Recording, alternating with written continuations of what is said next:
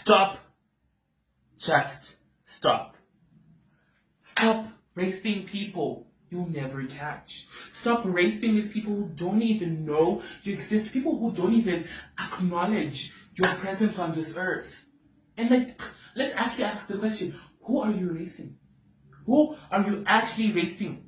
You know, your cousin who just got the iPhone 17, or maybe that guy who flexes with his girlfriend on Instagram, or, here's the catch, your friends who just got perfect grades in their exams. Like, your race is your race. It's not theirs. It's not your mom's. It's not your father's. It's definitely not that guy on Instagram. It's yours.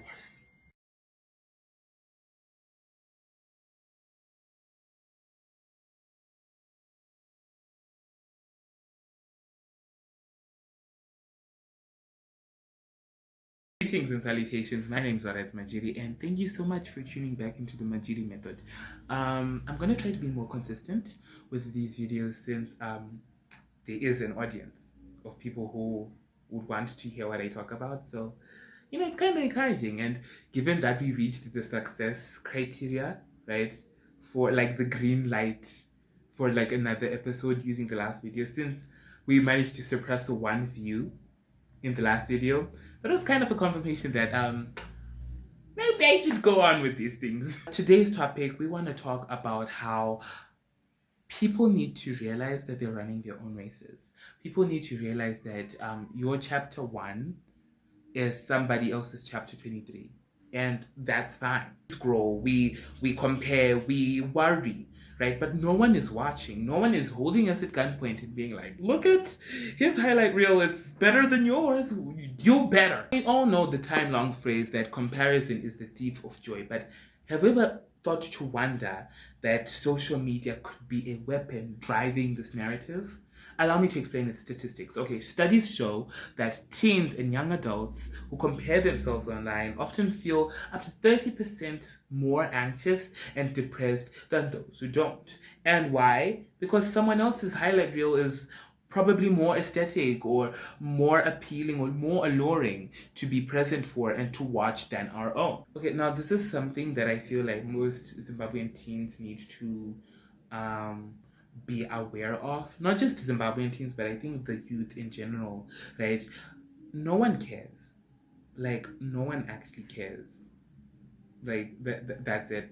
No one actually cares. Like, this is something that I've been told by my own mom, right? And as stinging as it was at first, it's actually so true. No one cares. No one actually cares. People are so busy and consumed with their own lives to care that you did a specific activity. You know? And that's as far as it gets. No one cares. Nobody cares what phone you use. Nobody cares what conditioner you use in the morning. People are running their own lives. I feel like most Zimbabwean teens, not even Zimbabwean teens, Zimbabwean youth, or the youth in general, should just understand that we should stop performing for a crowd that doesn't exist. You know? Like, no one is after you. Relax. I also feel like we've reached a social state of social hierarchy. And oh wow, that sentence did not make sense. Like, I feel like we've reached a stage in social structure where people might verbally say that they don't care, but their actions say otherwise. You know, verbally say I don't care, actions say otherwise. You know, not correlating. And I am a victim of that. You know, when I was in high school, like I finished high school last year, and when I was in my junior years of high school, I think that was around 2021, 2022, I desperately wanted to be part of the cool guys. I know, like, it might be a bit of a surprise that I was not part of the cool kids. I know it's a bit of a surprise, but that was the reality. I really genuinely wanted to be part of the top dogs, the top soups, I guess. So it even got to a point where I changed how I spoke. For just a brief moment, I think like I changed how I spoke, I changed how I walked, I changed my interests, I changed my handwriting. I changed my handwriting in order to fit in with these people. And you know what I would say to people like who would visibly notice that I'm literally changing myself? I would say, you know what, I don't care. You know, I don't care about these people. Like, you know, it's time for a rebrand, you know. But this rebrand was just like this toxic, parasital, um, evolve, you know, like mutation. You know, I don't need to say evolve. Evolve is a positive, but it's like this toxic mutation into a hybrid of these cool people. So that if I get a chance, like if I got the chance to go back and talk to 14, 15-year-old what I would slap him in the face and say, go read.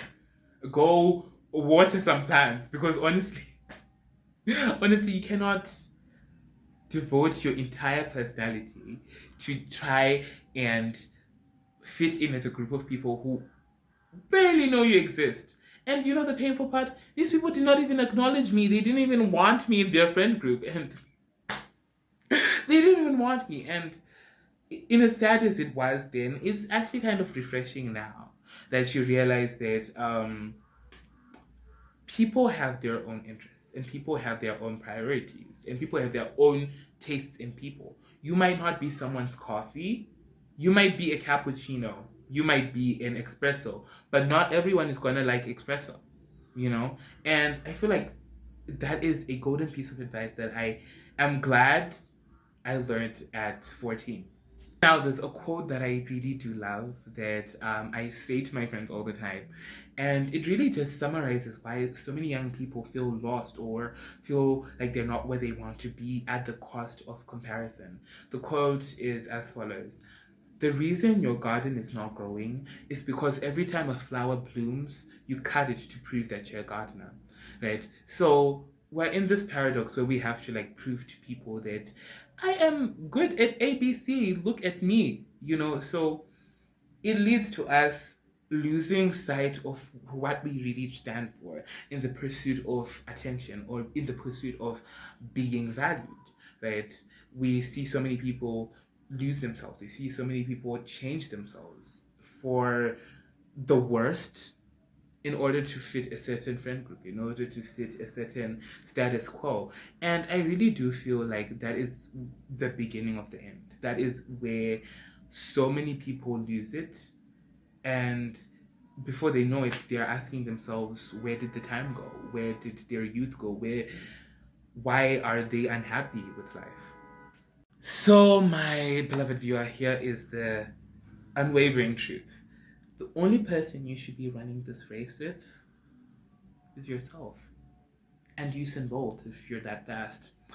The only lap that matters is the one that you're running now. And stop trying to copy someone else's finish line. It's probably not even that worth it, you know. Your life isn't a highlight reel. Your life is something that is meaningful, that has purpose. You are an amazing person. You know, regardless of what you do, you're an amazing person. You're smart, you're capable, intelligent, you're a caring soul. You have a purpose. And it's such an insult to God, the universe, whatever, and whatever entity you believe in, to know that you're wasting your purpose, your drive, and your everything in order to copy someone who's running their own race. And yeah, that's my piece. And maybe just enjoy the race. You know, you could be in the slowest lane, but if you enjoy it, will it be that slow? Would the slowness be still slowing? Okay, I'm gonna stop talking.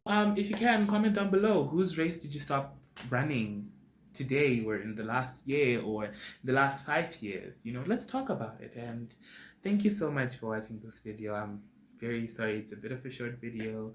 I'm gonna try being more consistent when it comes to these things. So yeah, thank you so much for watching, and I'll catch you guys in the next one. Bye.